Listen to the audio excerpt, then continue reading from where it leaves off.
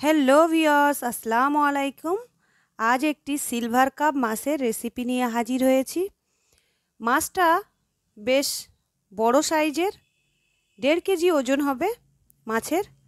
তো এটা আমি কাটতে বসে মহা ঝামেলায় পড়লাম। আমি কোনো মতে মাছটা কাটতে পারছিলাম না, তাই কর্তামশাই মাছটা কেটে দিয়েছে। মাছটা আঁশগুলো এখন খুন্তির সাহায্যে ছাড়িয়ে নিয়ে এগুলো পিস পিস করে কেটে দিয়েছে। মাছগুলো আমি ভালো করে ধুয়ে নিয়েছি, তারপরে লবণ হলুদ মাখিয়ে আবারও ধুয়ে নিয়েছি। লবণ হলুদ মাখিয়ে ধুইলে এর মধ্যে কোনো আঁশটে গন্ধ থাকে না, তাই অবশ্যই লবণ হলুদ মাখিয়ে মাছটাকে ধোয়ার চেষ্টা করবেন। মাছগুলো ধুয়ে নিয়েছি, কড়াতে তেল দিয়েছি পরিমাণ মতো, আর এখানে আমি স্বাদ অনুযায়ী লবণ দিয়েছি আর হলুদ দিয়ে ভালো করে এটা মাখিয়ে নিয়েছি। তারপরে এগুলো আমি ভেজে নেব। মাছের মধ্যে থেকে আমি হাফ মাছ নিয়েছি আর হাফ মাছ রেখে দিয়েছি পরে রান্না করার জন্য। তো এরপরে আমি উনুনে কড়ার মধ্যে তেলটা বেশ গরম করে নিয়েছি, আর তেলের মধ্যে আমি অল্প পরিমাণ লবণ দিয়েছি। লবণ দেওয়ার কারণে যখন মাছটা ভাজবো কড়াতে লেগে যাবে না, সুন্দরভাবে মাছটা উঠে আসবে। এই জন্য আমি কড়ার তেলের মধ্যে লবণ দিয়েছি। আর শীতের মরশুমে এখন বাজারে তো সবজি ভরেই গেছে, আর আমি এই ফুলকপি আর মটরশুঁটি, টমেটো, আলু দিয়ে সিলভার কাপ মাছের সুন্দর একটি রেসিপি বানাবো। সেই রেসিপিটা আপনাদের সঙ্গে শেয়ার করব। তো প্রথমে ফুলকপিগুলো আমি কেটে নিচ্ছি। ফুলকপি কাটতে গিয়ে দেখি ফুলকপিটা একদম ছোটো মতো, আর ফুলকপির ডাঁটাগুলো বেশ বড় বড়। আর টাকা দিয়ে ফুলকপি কিনে ফুলকপির ডাঁটাগুলো কেন ফেলে দেব? ওই দিয়ে আমি একটি রেসিপি বানাবো, আর সেই রেসিপিটা আপনাদের সঙ্গে শেয়ার করব। খেতে দুর্দান্ত লাগে। মটরশুঁটিগুলো ছাড়িয়ে নেব।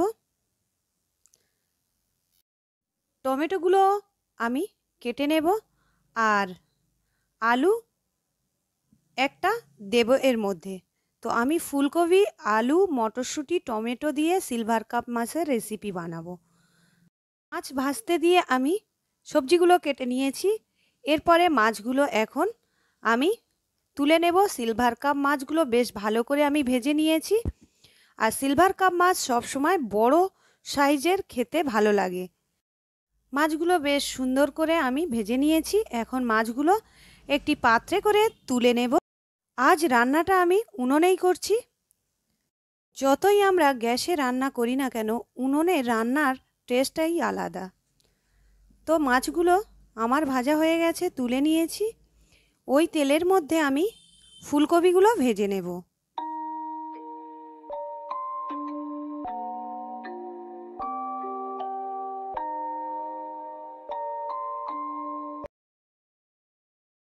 ফুলকপিগুলো ভেজে নিয়েছি। ফুলকপির মধ্যে কোনো রকম আমি লবণ ব্যবহার করিনি। এরপরে ওই তেলের মধ্যে আমি একটি পেঁয়াজ কেটে রেখেছিলাম দিয়ে দিলাম। পেঁয়াজটা ভালো করে ভেজে বাদামি কালার করে নেব। আর ওর মধ্যে আমি 1 চামচ আদা রসুনের পেস্ট দিয়ে দিলাম। দিয়ে ভালো করে এখন আমি এটা ভেজে নেব। পেঁয়াজ, আদা, রসুন ভাজা হয়ে গেছে। এর মধ্যে কেটে রাখা আলুগুলো আমি দিয়ে দিলাম। আলুগুলো একটু নেড়েচেড়ে এর মধ্যে আমি দিয়ে দেব স্বাদ অনুযায়ী লবণ, আর দিয়ে দেব এখানে হলুদের গুঁড়ো 1 চামচ, লঙ্কার গুঁড়ো 1 চামচ, আর ধনের গুঁড়ো 1 চামচ দিয়ে এখন ভালো করে এটা আমি কষিয়ে নেব। সুন্দর করে কষিয়ে নিয়েছি। এই পর্যায়ে উনুনের আঁচটা একদম কমিয়ে রাখতে হবে। ভালো করে কষানো হয়ে গেছে। ওর মধ্যে আমি 2টো মিডিয়াম সাইজের টমেটো কেটে রেখেছিলাম, টমেটো 2টো দিয়ে দিলাম। দিয়ে আবারও ভালো করে আমি একটু কষিয়ে নিচ্ছি। আলুটা কষানোর সময় আমি অল্প করে পানি দিয়েছিলাম, আর আলুটা বেশ সিদ্ধ হয়ে গেছে। এখন এর মধ্যে আমি ফুলকপিগুলো দিয়ে দিলাম। ভাজা ফুলকপিগুলো দিয়ে আবারও একটু আমি কষিয়ে নেব।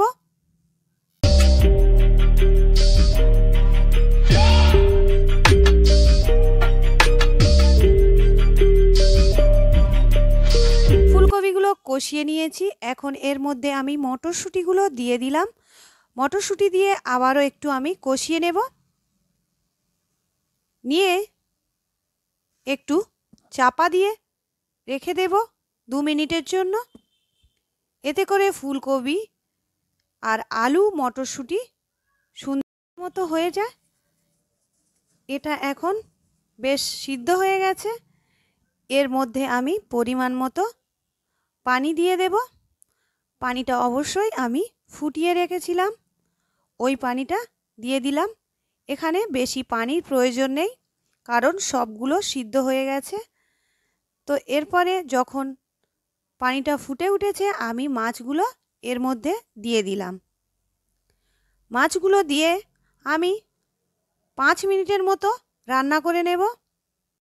বেশিক্ষণ রান্না করতে লাগবে না, কারণ ফুলকপি আলু মটরশুঁটি সব সিদ্ধ হয়ে গেছে আর পানিটা আমি ফুটিয়ে দিয়েছিলাম, তাই অল্প সময়ের মধ্যে একদম রেডি হয়ে গেছে সিলভার কাপ মাছের রেসিপি।